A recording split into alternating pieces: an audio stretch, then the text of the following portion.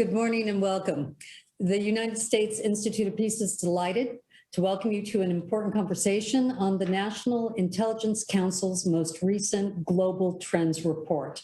As many of you may know, every 4 years since 1997, the Council releases this report, which looks at the forces that will shape the world in 20 years and what we can do about them.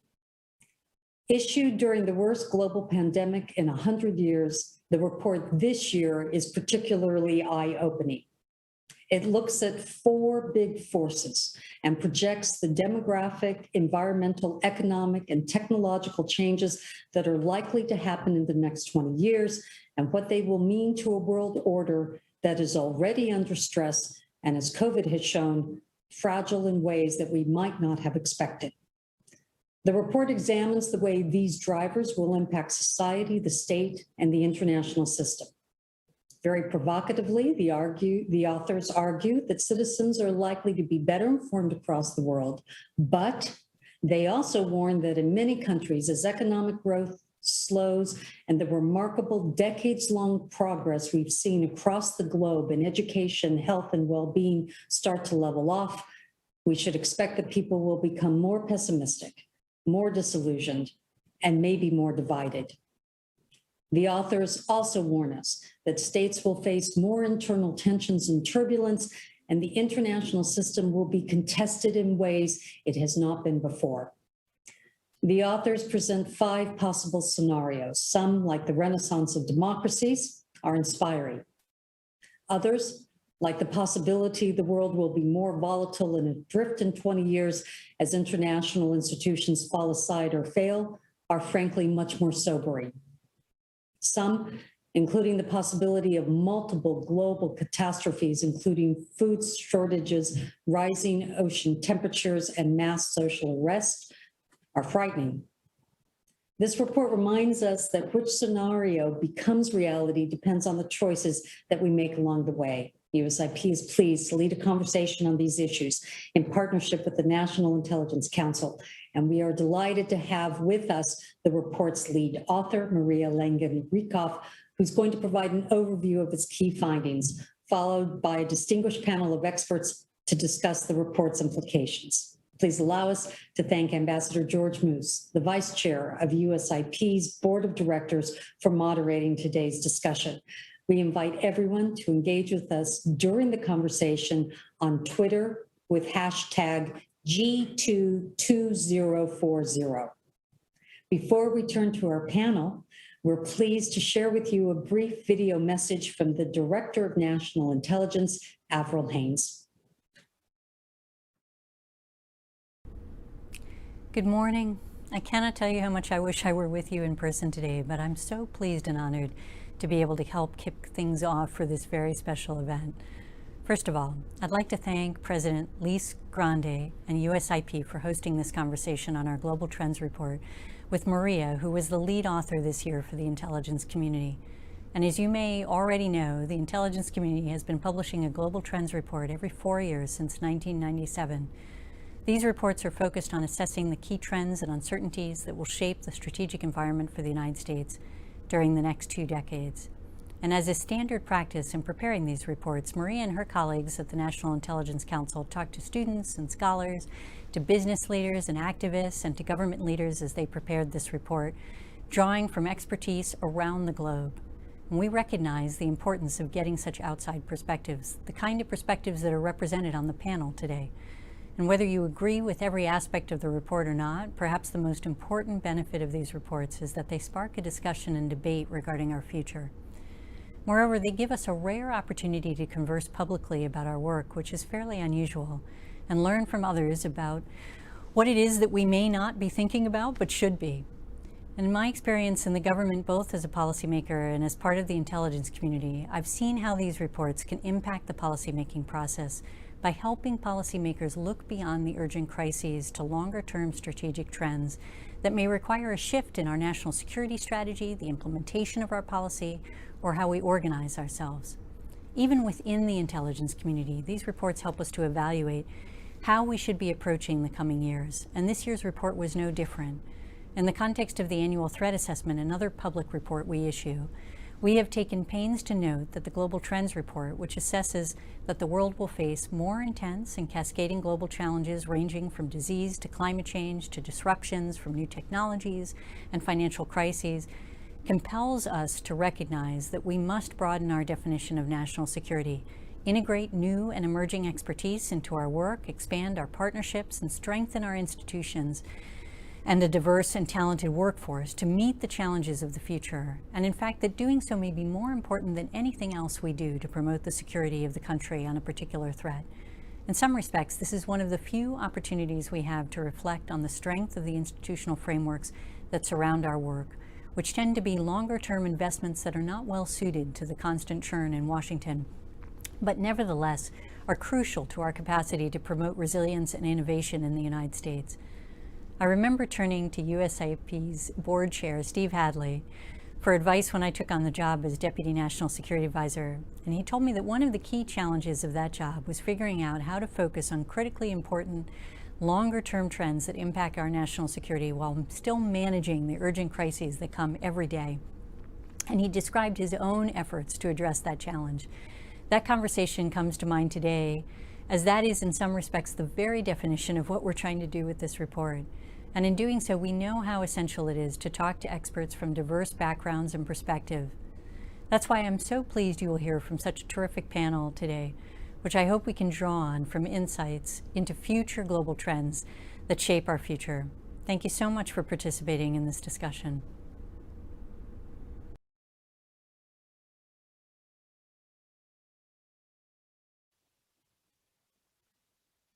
Good morning. It is great to be here with you this morning. I am Maria Langan-Riekhof, the Director of the Strategic Futures Group of the National Intelligence Council. So to kick off our panel discussion and build on the introductory remarks by Director Haynes, I will provide some additional background on the Global Trends Project. Then I'll describe how we approach this edition, and finally, give an overview of some of our key themes and findings. To start, what is this thing, Global Trends? As mentioned, every 4 years since 1997, the National Intelligence Council has published a report called Global Trends. This is an unclassified assessment of those key trends and the uncertainties that are likely to shape our strategic environment over the coming years, as well as decades. This report is always timed for the presidential election and is designed to provide a new or returning administration with an analytic foundation as they craft the national security strategy, the national defense strategy, as well as the national intelligence strategy. The goal is not to predict the future. We know we can't do that. Instead, it is to help policymakers see beyond the horizon and prepare for an array of possible futures. One of the challenges of a project like this is the magnitude, and we struggle with how to organize the analysis into a coherent, integrated, useful, and forward-looking story. We constructed this report around two organizing principles. First, identifying the broad forces that are setting the contours of the future. And then second, exploring how populations and leaders within countries around the world are likely to respond to and interact with these forces. With those ordering principles in mind, we built the analysis into three large sections. First, as already mentioned, we looked at the structural forces in four broad areas: demographics, environment and climate, economics, and technology. We selected these four areas because they are foundational in shaping dynamics, relatively universal in scope, and we can make projections about them with available data as well as modeling. Second, we examined how these and other factors will intersect and interact with human choices to affect emerging dynamics at three levels of analysis: individuals and societies, states and the international system. And third, we envisioned alternative scenarios for the world of 2040 to explore a range of possible futures and to understand, again, how these structural forces and emerging dynamics begin to interact. As we constructed the analysis into these three sections, certain characteristics or themes kept reappearing. These form the basis of our central argument, which is reflected in our title, A More Contested World.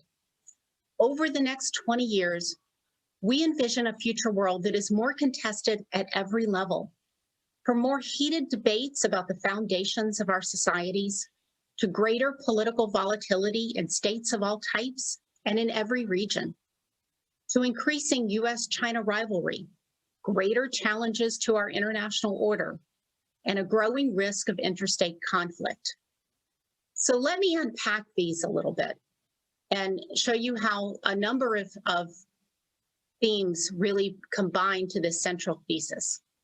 First, as Director Haynes has noted, shared global challenges, including climate changes, disease, financial crises, disruptions from technologies, are likely to manifest more quickly, with greater intensity, and in almost every region and country.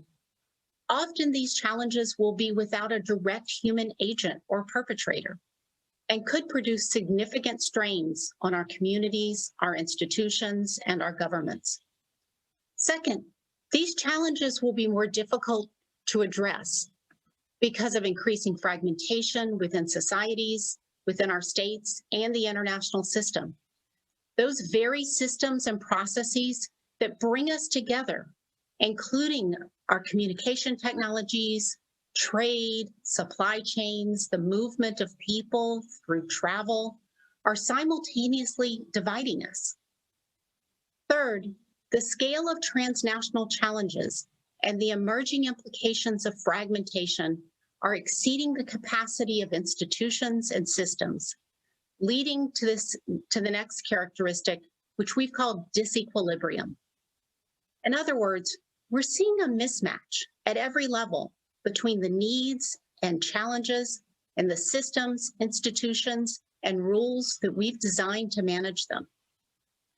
The fourth theme, contestation, returns us to the title and our core argument. We decided to elevate this one because we see all these conditions combining to produce greater contestation, again at every level. When we raise contestation, many immediately think of geopolitics and the international system. And indeed, we do argue that the intensity of competition for global influence is likely to reach its highest level since the Cold War, and the risks of major power war are increasing. But contestation also extends to within our states and within our societies, where tensions are rising between populations and governments, between different elements of societies. And finally, in this more contested world, adaptation will be both an imperative and an advantage, a premium and a source of power and influence. This morning, I have only scratched the surface of this very long report. But if you're interested in learning more, you could find the full report on dni.gov. On the DNI site, we have the full 20-year forecast, which I've described here, as well as a number of supporting pieces of analysis, including 5-year forecasts for each region and some deeper looks at individual topics we assessed as we built this bigger paper, including things such as the future of work, the future of international norms, and even a look at the future of the battlefield. With this very brief overview of Global Trends 2040, I will turn the conversation back to Ambassador Moose and our esteemed panel to offer their perspectives on some of these trends and themes. Ambassador Moose. Good morning.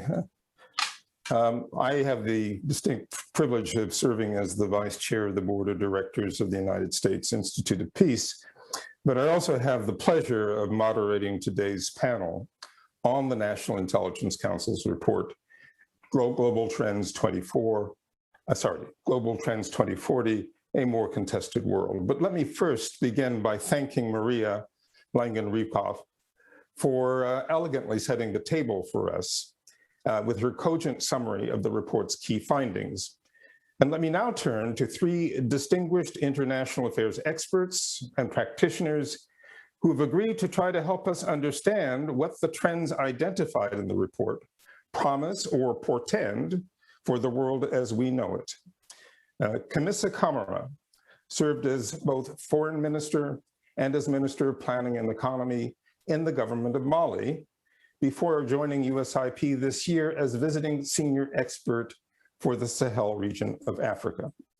Carter Ham is a retired four-star general who is now the president and CEO of the Association of the United States Army. From 2011 to 2013, he was the commander of US Africa Command. And David Miliband is president and CEO of the International Rescue Committee. He is a former member of the British Parliament who served as UK Foreign Secretary and as Environment Secretary.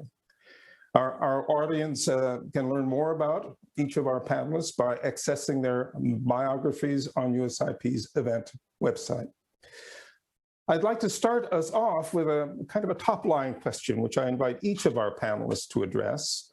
And the question is this: what most struck or surprised or indeed frightened you about the constellation of global forces described in the Global Trends 2040 report and the implications for the world as we know it?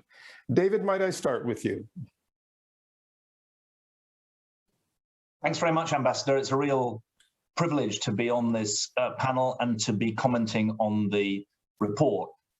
Just by way of introduction, I want to say, first of all, that I do think we should understand the significance of the report that's been published. It's significant in this way. The claim of those who advocate autocracy as a means of government is that democracies can't do 20-year strategies. So it seems to me that we, all of us in the democratic world, owe an enormous debt of gratitude to Maria and Avril Haynes' colleagues for their determination to disprove that claim.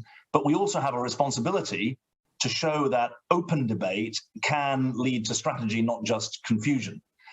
So first of all, I think the stakes are quite high. Secondly, I do want to congratulate Maria on her and her colleagues on her work. I mean, this is a landmark report that she's produced, and I think it's really well done. I want to pick out one line of the report that seems to me to be the most important of all. It's on page 101, and I don't just pick that out to prove that I've read the whole document and done my homework for this panel, but I do think it's the most important. And the reason why, what they say on page 101, and unfortunately it's not in any of the headlines, but I think it underlines a significant part of this report's conclusions. Page 101 says that the rule of law is going to be a contested concept in 2040, the international rule of law. I think it's impossible to overstate the significance of that claim. I think it's correct. I think it's significant because for all that we've suffered through the Cold War, the post-Cold War period, and now what Ian Bremmer calls the period of a leaderless world, a G0 world, the rule of law has been a uniting factor. We don't need to invent new laws. We need to live up to laws that have been promulgated after the Second World War on the basis of lessons of the interwar period and previously. And in that context, I think it's significant that my friend Rana Mitter, who's an expert on China, should be reporting and writing a book about the fact that the Chinese government wants to claim credit for the post-Second World War construction. They want to affirm, even though it was in a pre-1949, that they've been affirming from the leadership down that the post-Second World War creation is something that the Chinese government wants to claim credit for and believe in. Now, my point is that we're in a period where we're moving away from that rule of law. We don't have to look to 2040 for the erosion of the rule of law. It's happening now. It's what I call the age of impunity. And it's most evident, the tip of the iceberg is in the war zones where the International Rescue Committee works. And I say the tip of the iceberg because we know that international law is absolutely clear about the rights that are meant to accord to civilians caught up in conflict. It couldn't be clearer. We're meeting in the week when finally Radko Mladic has had his sentence confirmed.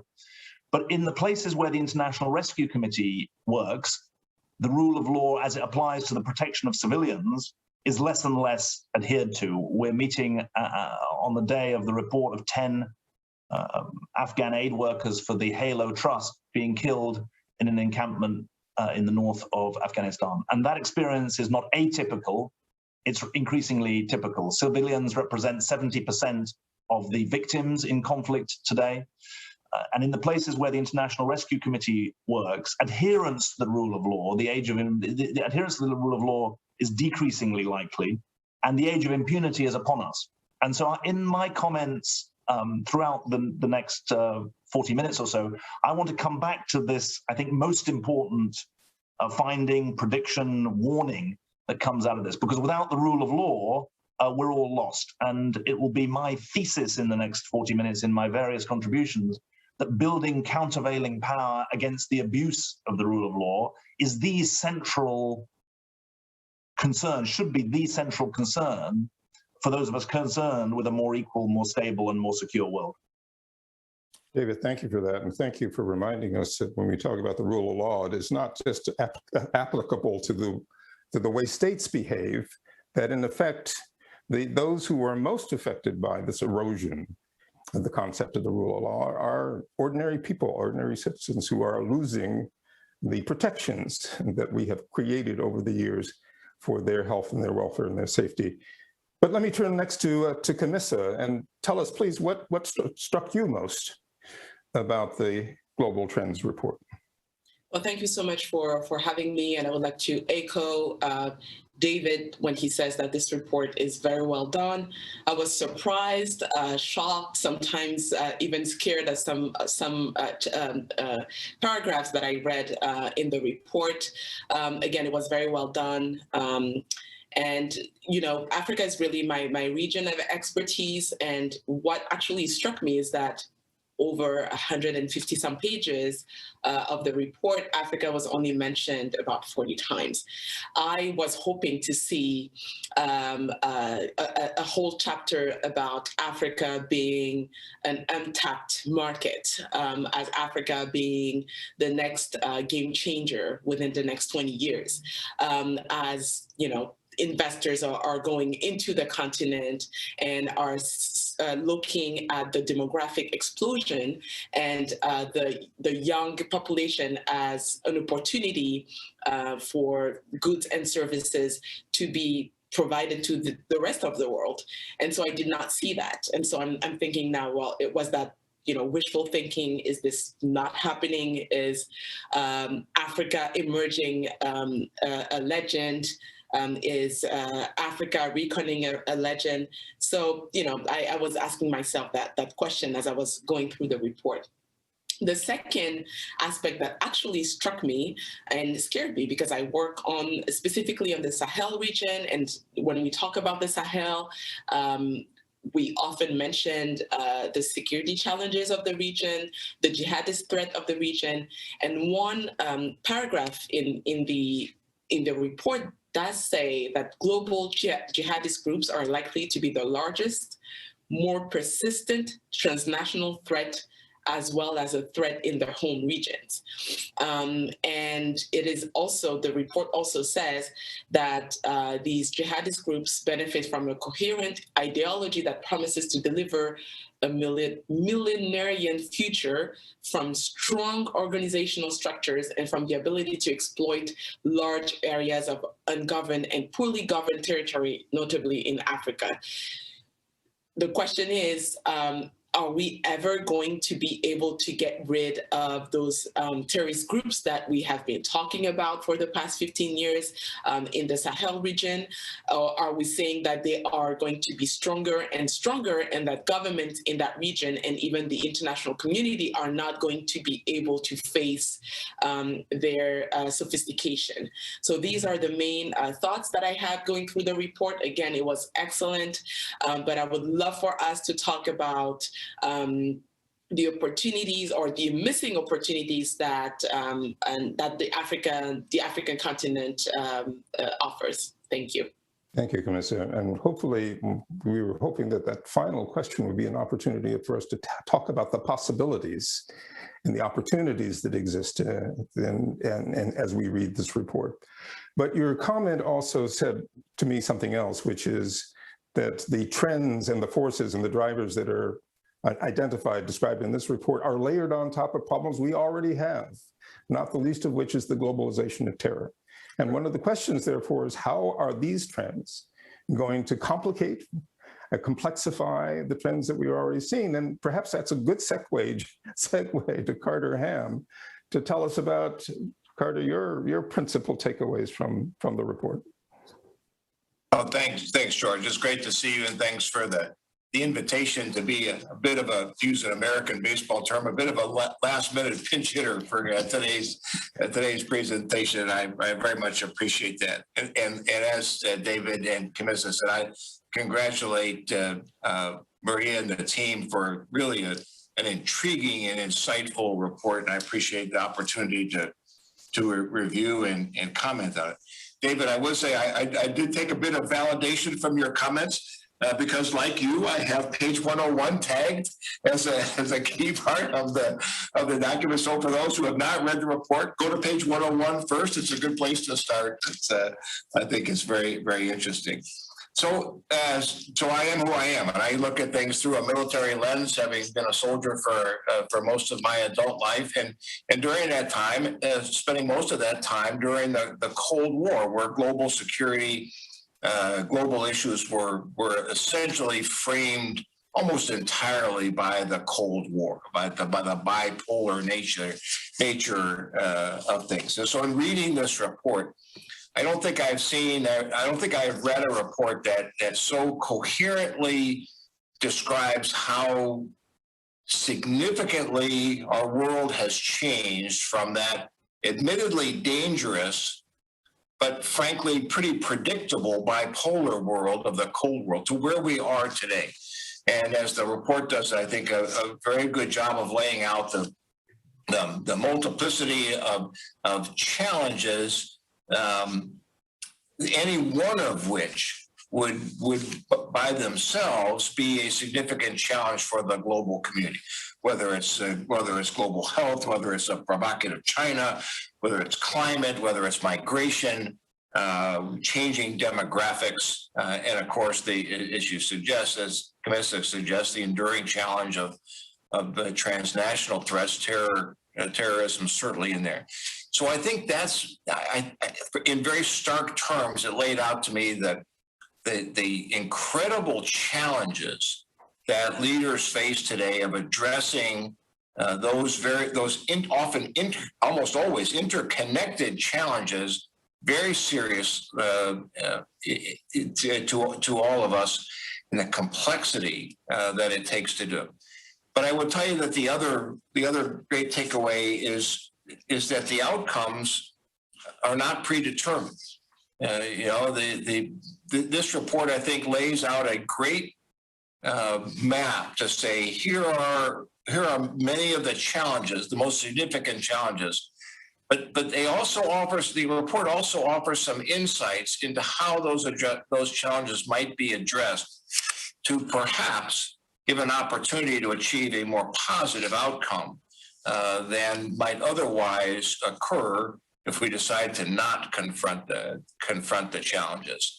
So I applaud the council for a great report. I really have enjoyed it. I'll read it again, and I found it very, very useful, and hopefully that leaders, both public and private leaders around the globe, will find it similarly helpful. Thank you, Carter. I think for all of us, that report will be very dog-eared by the time we finish reading our readings and rereadings of it. But thank you also then for reminding us that the outcomes here are in fact not predetermined. And in fact, one of the benefits of the report is that it shows us where we have decisions to make and how those decisions could in fact impact the various scenarios that the report identifies. David, let me turn to you next, if I might. As somebody who's read this report closely over many, many years, what most struck me about this year's report is the elevation of the theme of fragmentation as one of the dominant features of the international landscape. Certainly, fragmentation has been with us before, but perhaps not to this degree and not to this effect. The report describes how this phenomenon manifests itself at every level of governance, both within societies and among societies.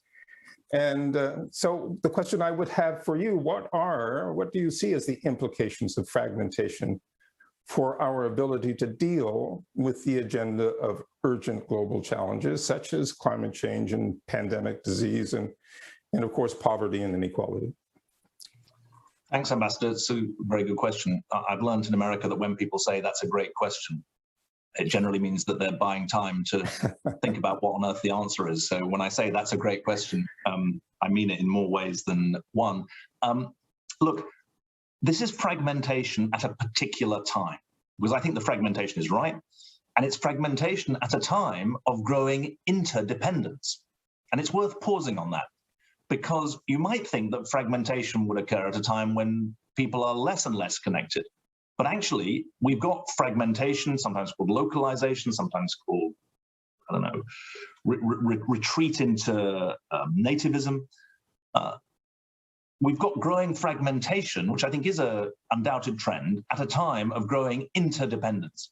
And so to directly answer your question, the implication is that we are going to get driven as a world into the tragic fifth scenario that Miria outlined.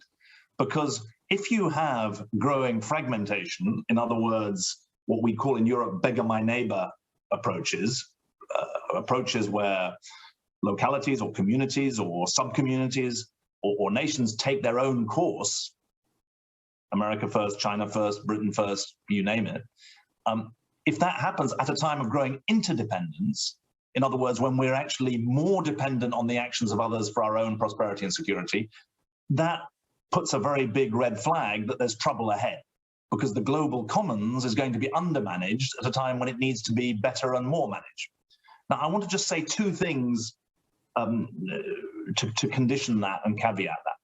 One is that while it's true that there's growing fragmentation, I think I didn't notice in the report much recognition that there's also new connections, new assertions of common experience, news reaching across lines of region, religion. So I think, for example, about the global movement for women's equality, gender equality, that stretches across time and space. And there are new connections being forged that, in a way, defy a singular trend of fragmentation. And I think you can think of that in other areas as well. So the first point I want to make is, yes, it would be wrong to blind ourselves, to shield ourselves from the realities of fragmentation. But I think we've also got to recognize that in a world that is more connected than ever before, there is also cultural, political, ideological connections that haven't existed before. And some of those are positive, not just negative. So I think that's an important thing to assert. More and more people are saying, well, hang on, if people can have those rights there, why can't we have those rights here? The second thing is I want to put on the table that if you buy the argument that there is fragmentation at a time of growing interdependence, it's important to drill into, well, what might be the resolution of that? And I just want to give an example in respect of global health, which you did mention in your question. I've recently served on something called the Independent Panel on Pandemic Preparedness and Response, which was established by the World Health Assembly. And there's essentially a very simple lesson of the current pandemic. It's not that global institutions are too strong and too bossy when it comes to dealing with global problems. It's that they're too weak and underpowered. And that's certainly the case in respect to the World Health Organization. It's not just underpowered in the sense it doesn't have rights of inspection to inspect and investigate potential pandemics. It has nowhere near the powers of the International Atomic Energy Authority, even though global pandemics are signally dangerous for the world. It's also underfunded. Its funding is also marked by fragmentation, actually. The second biggest funder is the Bill and Melinda Gates Foundation, even though the World Health Organization is an international body, and the clue should be in the name, international. It should be a body of nations. Now, that's even before you get into the business of the US pulling out of the WHO temporarily. Now, our independent panel on pandemic preparedness and response argued forcefully for a more powerful WHO, but also made the point that pandemics cannot be addressed solely by health ministers. They need political leadership at the head of government level. So we advocated for a global health threats council. And we made the argument that if such a council had been in existence before COVID, then the warnings that were coming in January and February wouldn't have led to the lost months at the beginning of the pandemic. There would have been political leadership to say this pandemic is coming to get us unless we react as a global community. And we're not just playing with hindsight there. After the Ebola outbreak in 2016, the Kikwete panel did recommend a similar heads of government level engagement with issues of pandemics, and the proposals were diluted and never properly acted upon. So I think that if you want to follow through the logic of the report about fragmentation in an age of interdependence, if you want to recognize that there are new connections being forged by social movements across the world, then I think you have to take on the chin the implication that we need stronger international, not just coordination, but executive capacity if we're to govern this interdependent world in an effective way. And the only way to give that legitimacy is for the leaders of nations to come together in a systematic and more effective way. David, thank you for that. And I do appreciate very much your, if you will, doubling down on the importance of strengthening those institutions that we do have in order to enable us to better respond to the current challenges that we face. One of my concerns, frankly, in reading the report was that it might lead some folks to conclude that it is a fool's errand to try to reinforce and strengthen and sustain and repair and make fit for purpose the institutions we have. On the contrary, if we fail to do that, it seems that we are disarming in the face of the very challenges that we confront. But let me ask, Camissa, what might you wish to add to what, or detract from what David has put on the table? So I agree with David that it is quite paradoxical to talk about a fragmented world when we are increasingly interconnected.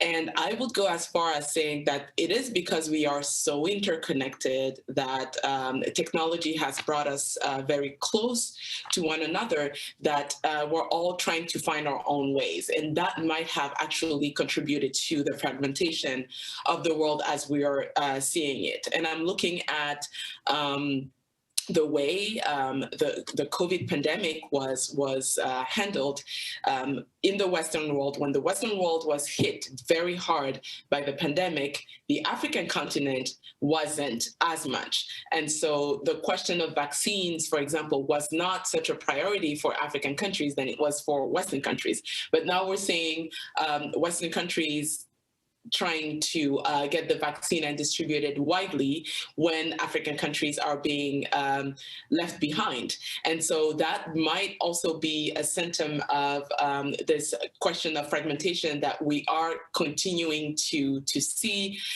in the world moving forward. It might actually even be dangerous, and we might try and find a way to manage it thanks to this connectivity that's bringing us together. Thank you very much, Camissa, for that contribution as well. Carter, again, from a military perspective, this phenomenon of fragmentation has to be concerning, considering that so much of our international defense relies on trying to bring various partners and allies together. How do you see this, the implications of this? Thanks, George. And I think both David and Camissa's comments about the idea of fragmentation is readily apparent to each of us, but it's kind of paradoxical. You say, how is fragmentation occurring when we have tools that offer us the opportunity to be so much better connected? And so while we do see fragmentation, as the report lays out at the community, societal, and national levels, at the same time, we see in the economic sphere, we see global companies operating in a way that is contrary to that fragmentation. If you think of the global giants economic giants that are operating around the world, they have found a way to work through or beyond or differently than the fragmentation that is occurring societally. So that might be interesting to compare. How is the private sector able to operate more effectively globally, where public and governmental institutions, international organizations have had certainly some challenges. From a military standpoint, fragmentation certainly is an enduring challenge, as evidenced in the United States National Defense Strategy and the interim national security strategic guidance by the current U.S. administration. The U.S. reliance, interdependence with allies and partners remains a cornerstone of our national security. And finding ways to maintain those alliances, finding opportunities to strengthen standing alliances, NATO probably at the top of that list, is important. It's not lost on anybody that the President Biden's first trip underway today is to Europe, and as part of the reassuring the U.S. role in NATO. But I think increasingly, as the report lays out, the U.S. is going to find itself perhaps while remaining firmly embedded in the standing alliances that we have around the globe, but more and more reliant upon ad hoc or temporary alliances and partnerships that are focused on a specific problem set as we do move forward. That becomes, again, very difficult in this fragmented cultural environment in which we find ourselves operating. And I think the only way you counter that is through persistent engagement, through persistent communication. And the more we can do that, not just in the military domain, but in all domains, then at least affords the opportunity, perhaps, to counter some of the effects of fragmentation. Roger, thank you for that. And I think it's true not only in the security realm, but as David said at the outset, it certainly is conceivable in my mind that we can build a common agenda around these issues of pandemics. I mean, if ever was an issue that ought to bring us together, it would be that. And that if we choose carefully the issues around which we want to build our partnerships and our alliances, perhaps we can counter this trend that we are seeing in terms of fragmentation. But let me complexify this even more.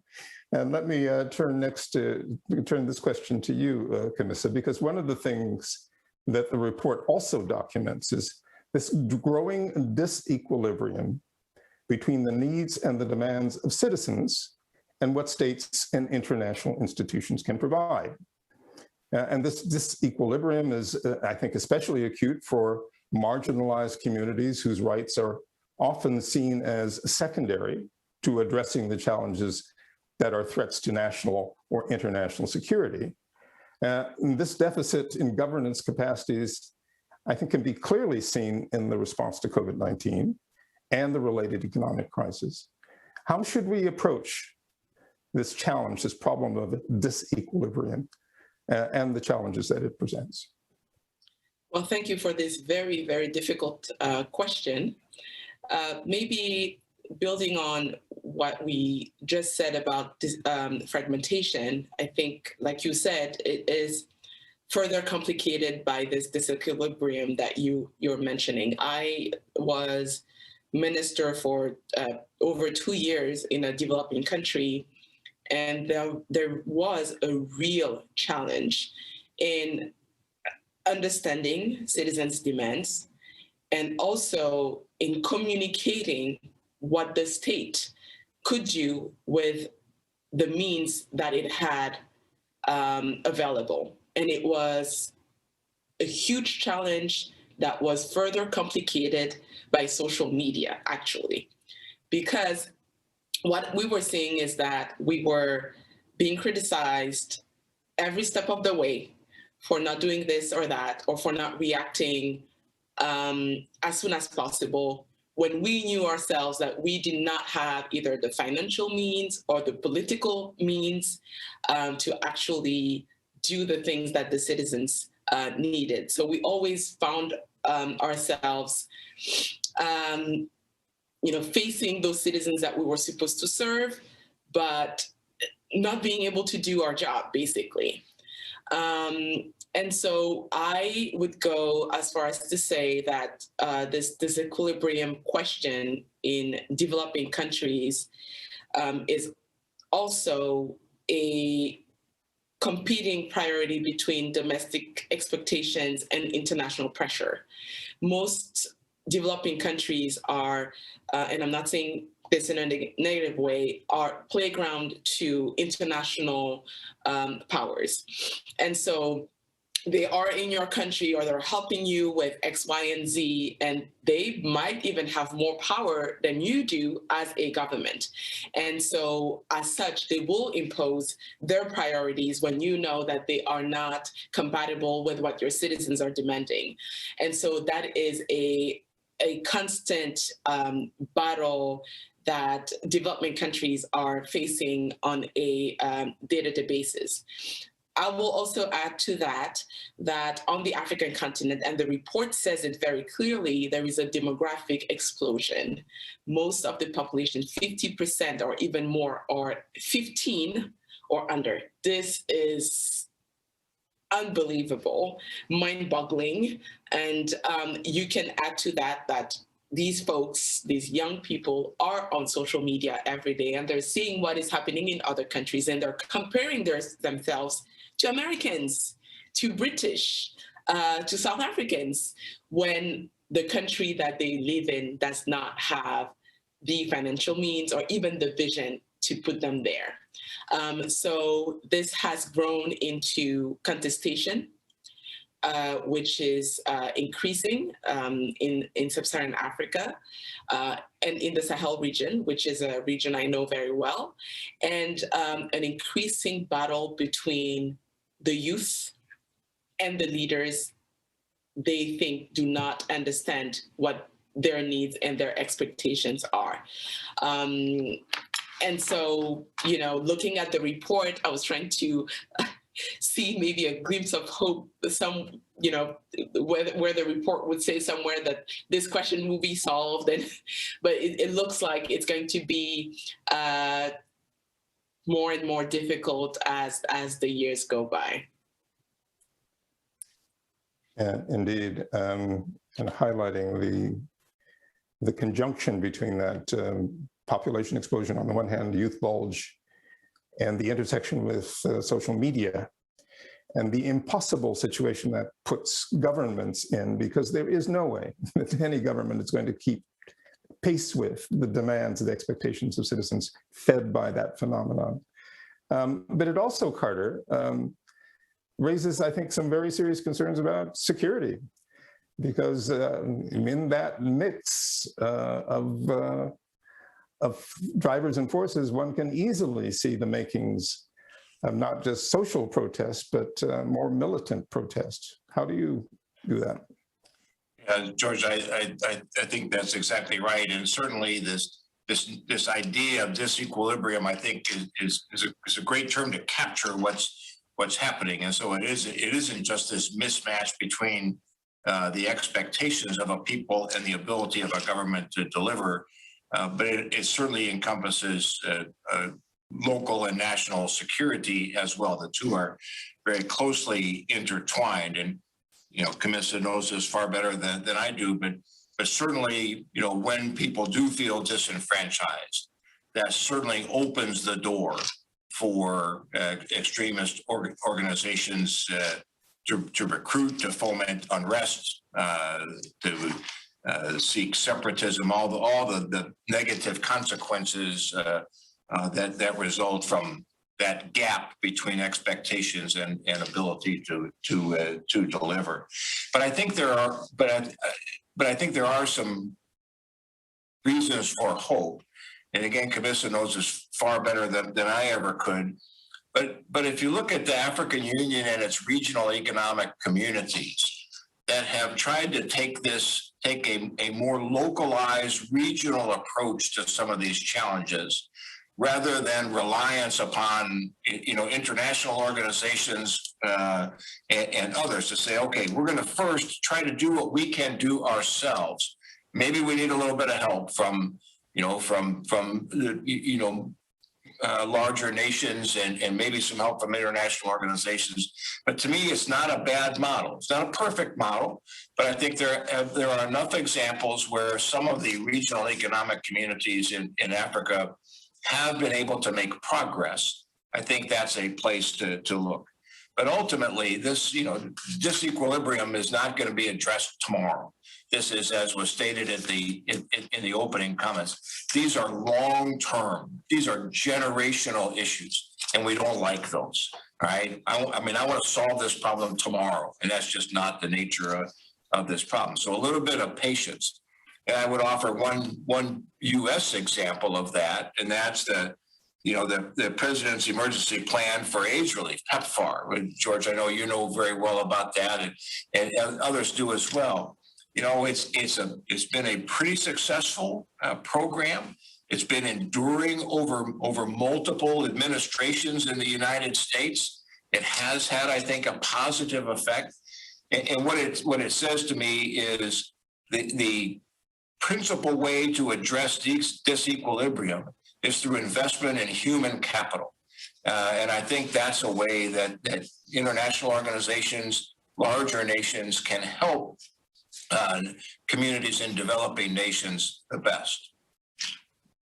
Carter, thanks for that. I too am often cite the global response to HIV/AIDS as an illustration, example of what we can do when we put our hearts, our minds, and our money behind a project to address a major challenge. And so perhaps we will remember that going forward. But David, it's not just governments that face this challenge of the expectations and demands of clients, particularly those we are serving on the one hand, and our capacities. And how do you see this challenge from the perspective of IRC? Well, I'll interpret your question broadly and generously and say two things. One, just be aware, you said, Ambassador, that all governments are unpopular, they can't satisfy the demands of their citizens. I'm quite struck a year into COVID, not by the unpopularity of incumbents, but actually by their relative popularity. If you think about the leaders who are going to meet in the G7 democratic countries, actually President Biden is pretty popular. Now you could say, oh, well, he's new. I mean, Mrs. Merkel, she's been there for 16 years. She's on 82% popularity. Well, you could say, well, she's on her way out. So everyone likes people when they're on the way. I mean, President Macron, he's in the 40s. Boris Johnson, he's not my party, but he's actually pretty popular. So just a small coda. I don't think we should convince ourselves that the electorates are completely unreasonable or unsatisfiable. People actually have a set of expectations which I don't think are outlandish. And anyway, as a matter of fact, it looks like incumbency isn't. I mean, there's a famous Prime Minister of Luxembourg who said about 10 years ago, we know what to do, but we can't get elected if we do it. It's not entirely clear that that is actually the situation today. Sorry to mention it, but President Trump, many people would argue that he fouled up pretty badly on the corona. He actually got more support in the 2020 election than he got in 2016, even though he lost.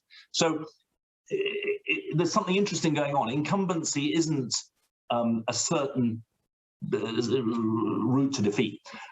Second thing, I want to go back to your very interesting way you phrased the question about disequilibrium. And you took that from the report. Ultimately, disequilibrium comes from imbalance of power. That's the fundamental source of disequilibrium. And that power can be hard or soft, it can be economic, it can be political, it can be security, as General Ham has said.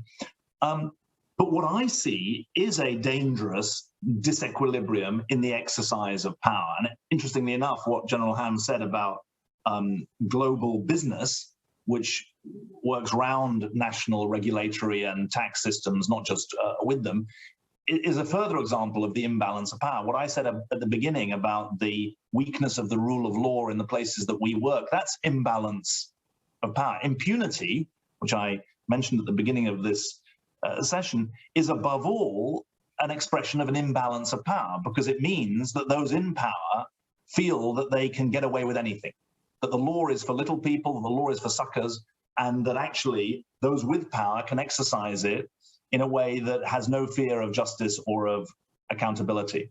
And it seems to me that if you buy that argument, that the disequilibrium that we see around the world and that we fear that the report flags as fearing, if you buy the argument that fundamentally it's a disequilibrium of power, then the only answer to that disequilibrium has to be related to the question of power.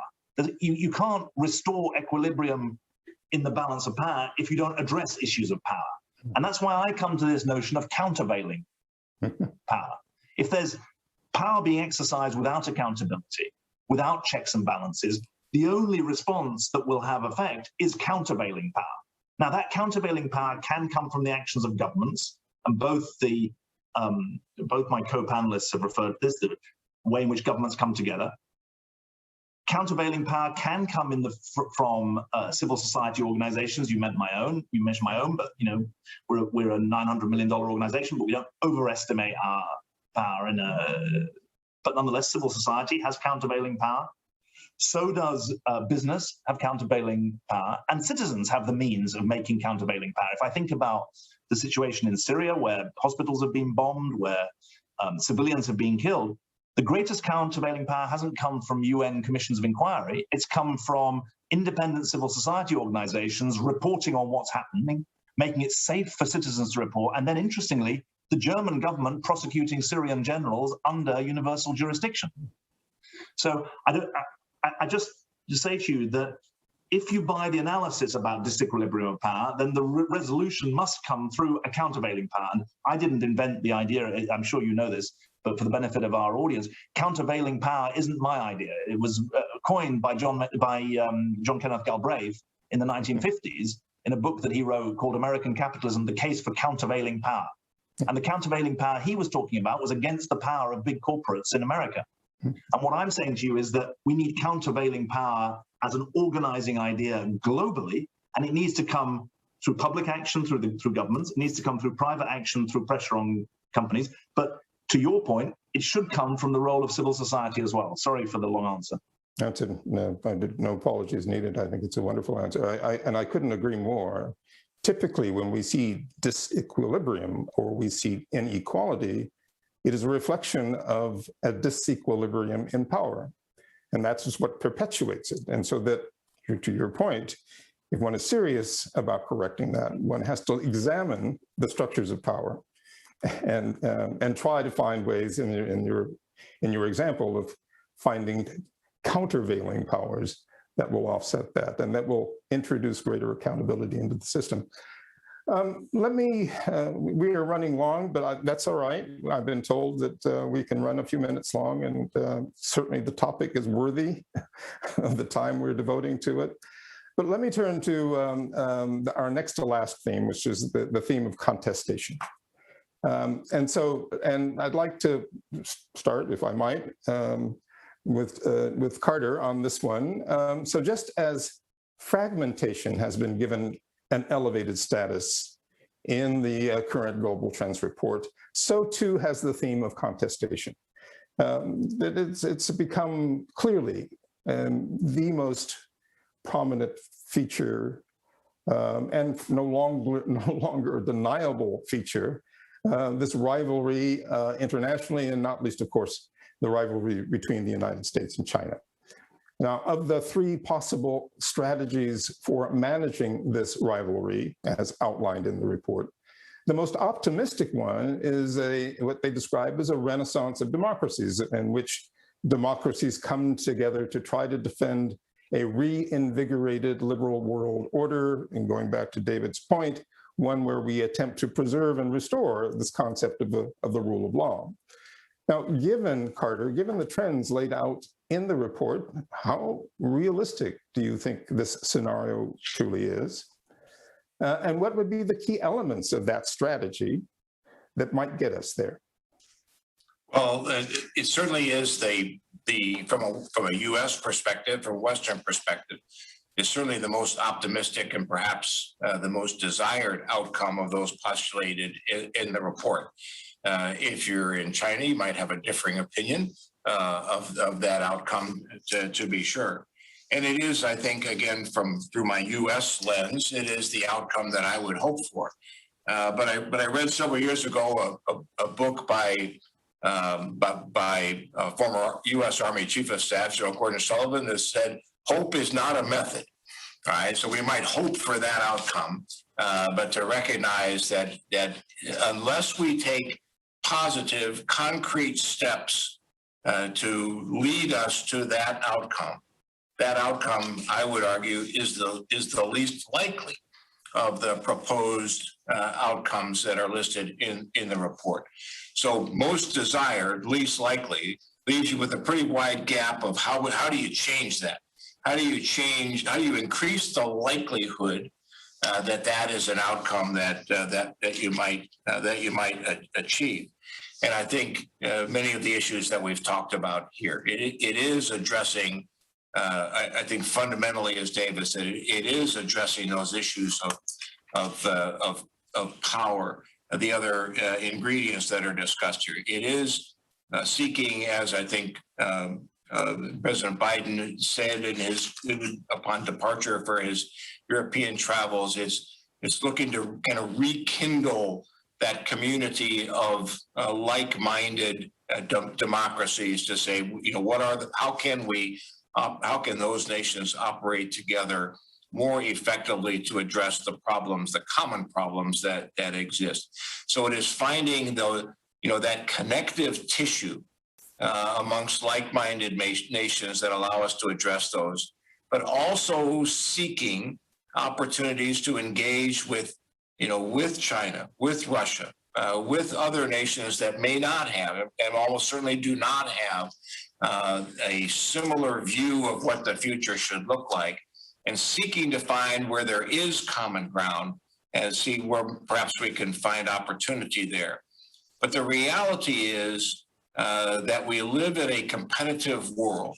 And I think the challenge moving forward for nations is that how do you compete in all the various domains without allowing that level of competition to blend into conflict? And certainly, again, through my military lens, that's really what deterrence is about. But I think it leads us to a different view of deterrence that is much broader than purely military deterrence.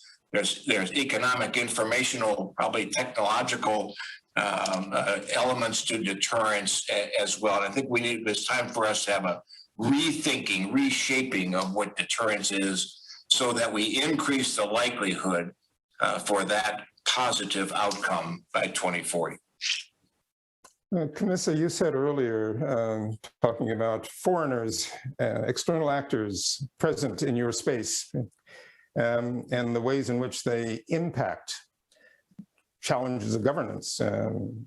And what we are seeing, of course, in the report documents is that we are having more of these external actors who are seeking to play roles and to intervene in these spaces. How do you see this question of contestation and its implications, particularly for developing countries? So there are multiple implications of contestation in developing countries. First of all, there is no democracy without contestation. So contestation in itself is not a bad thing. And I think for policymakers, for rulers, it does provide an opportunity to better understand what citizens are asking for or asking about or challenging. And it is an opportunity for policymakers and rulers to get closer to citizens. So that's one point that I wanted to make. The second one is what we are seeing in developing countries where traditional international powers are at play. We're seeing contestation against those international actors.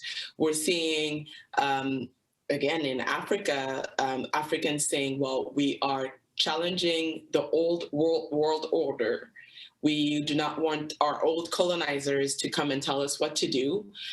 We don't want to use their currency anymore.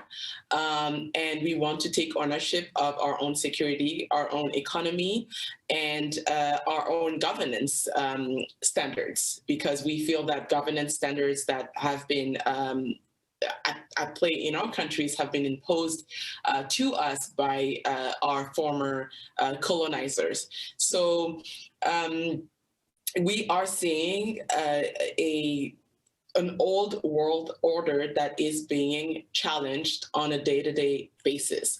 And I do feel that looking forward, looking towards 2040, 2050, things are just not going to be looking the same. I don't know where they're going to be seeing. Again, I have heard in the opening remarks to introducing the report that the report is not predicting the future, but we can sort of guess that, yeah, the world is just not going to look the same in 2040 or 2050. David, and not to set up an opposition here, but you talked earlier about some of the benefits of that old order in terms of the rule of law and the protections that it attempted to afford, particularly to ordinary citizens. And I wonder, in light of what Candace just said, how do you see this issue of contestation affecting the ability to sustain those aspects, without throwing the baby out with the bathwater, as it were?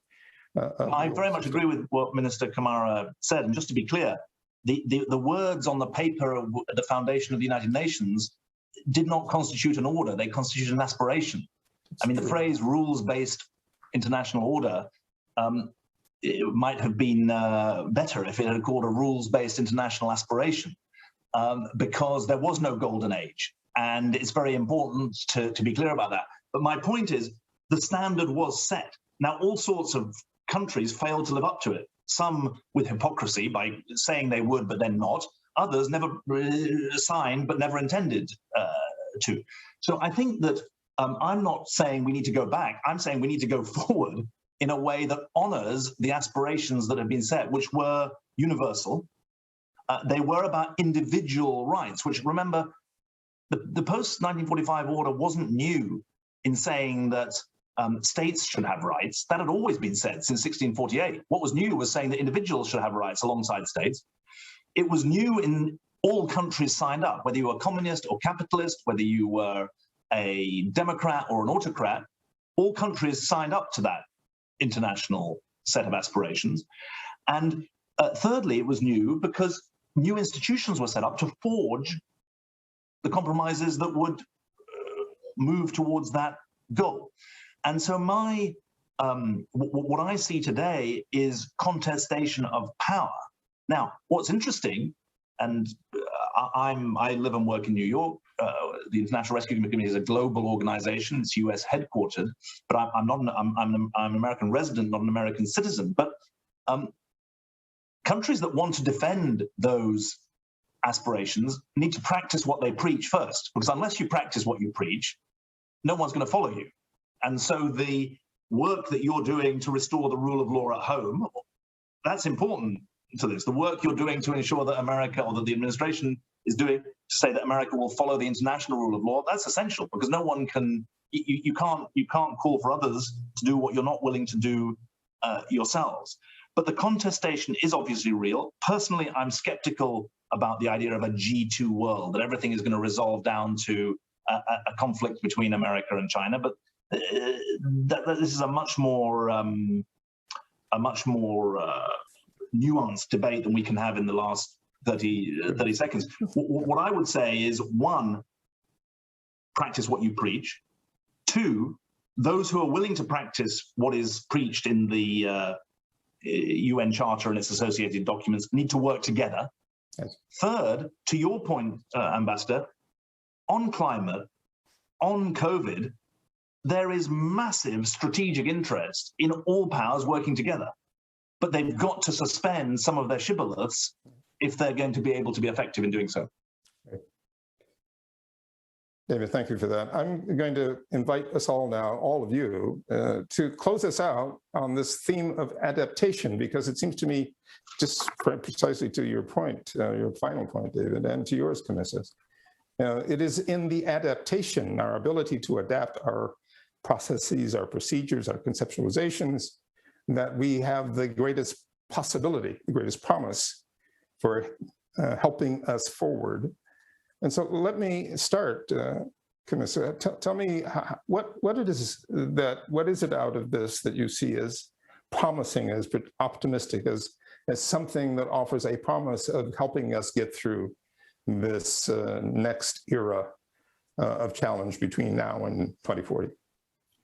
I think technology is the big theme that will take more and more importance in the next few years.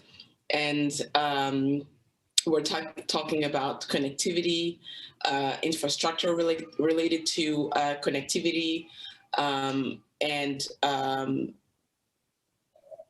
I would say a more and more or a larger implication of citizens and in the way that they are being governed. And I think technology is really the big disruptor in the next few years. And I'm not sure how to explain or even think about the adaptation process, because we are adapting, looking at the way that we have been handling the COVID pandemic and the way we have been making sure that business goes as usual. And we've even improved, I think, the way that we've conducted business during the COVID pandemic, thanks to technology. I think that we have been adapting, and this is a trend that will definitely continue in the next few years.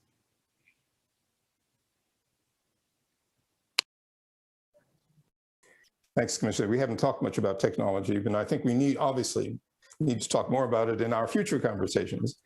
But Carter, to you, what do you see as potentially promising out of this set of scenarios that have been described? But I do agree that I think there's lots of hope in technology and what that might offer. There's risk, obviously, inherent in technology as well, but there is great promise. I take from this report, I take greatest hope in the promise of youth. As Camissa said, the burgeoning youth population in Africa and other places, there's opportunity there. There's also great risk, if not well led and taken advantage of. But I think a younger population that is more interconnected, again, largely due to technology, less constrained by the Cold War thinking of people like me. I think there's great hope and great opportunity in the youth population that can lead us to some of the more positive outcomes that are postulated in the report. So for me, it's investment in human capital, and particularly the youth across the globe. Great, thanks for that, Carter. Actually, David, that sort of brings us back to a point with which you began, looking at the possibilities for new connection. And you mentioned women, for example. So what would you have us go out on in terms of an observation about the way forward? Well, I'm going to be very brief, but I hope not fall into the trap of being too glib. And that is to say, the resources for making a better world have never been greater. Mm-hmm. So we haven't got the excuse not to use them well. True. That's we tend to forget that. We look around and we look at the scarcity of resources. But in fact, if you look at what our economies are generating in terms of output, the scarcity of resources should not be a pretext or an excuse for not addressing these problems. Well, look, obviously, we've only begun to scratch the surface of this very, very rich report. And we hope, however, that this conversation will encourage our audience to spend some time with it as well. And I want to thank sincerely our panelists for launching this discussion. and for helping us understand its wide-ranging and its far-reaching implications. It's clear from what they have shared with us this morning that the forces and trends described in the report are destined to impact every aspect of our lives, and in most instances, not necessarily for the better, but that within that, there are possibilities and opportunities for progress. Our panelists have certainly described these forces and the ways in which they are compounding and complexifying the problems that we already have. And I think most ominously, they have described how these forces are challenging and threatening the very systems and the very structures of governance that we have traditionally relied on to help us manage these international problems. And the assault on those structures of governance can be seen at all levels, national, subnational, regional, and global. But I think the takeaway for me is that we cannot allow these impacts, the impacts of these forces, to become a pretext for despair or for inaction.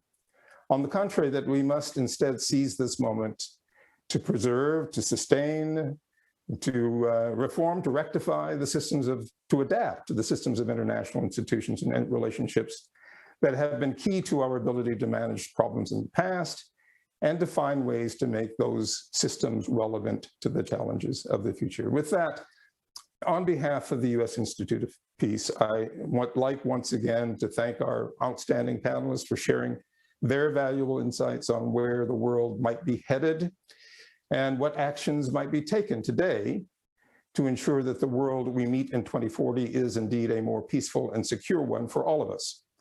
Let me thank again Director Haynes for her outstanding team at the National Intelligence Council, and notably to Maria for their work in producing this current edition of the Global Trends Report, which has become an invaluable guide and tool for policymakers and practitioners, notably including those of us who labor in the humanitarian and peace-building fields. And finally, let me express my sincere appreciation to our audience for joining us today. Thank you all, and have a great day.